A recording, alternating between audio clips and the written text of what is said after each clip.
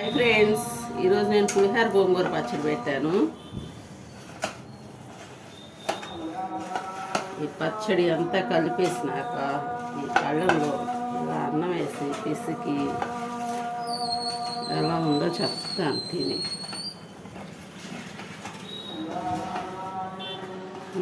పాప చెప్పితే అలా ఉంది.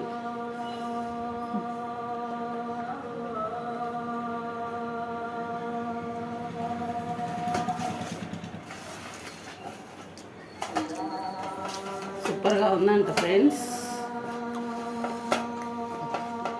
పులిహోర గోంగూర పచ్చడి మీరు కూడా పెట్టుకోండి ఫ్రెండ్స్.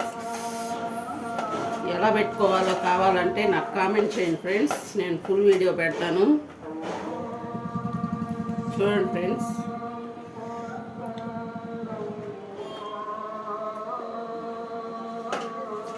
సూపర్ ఉంది ఫ్రెండ్స్. బాయ్.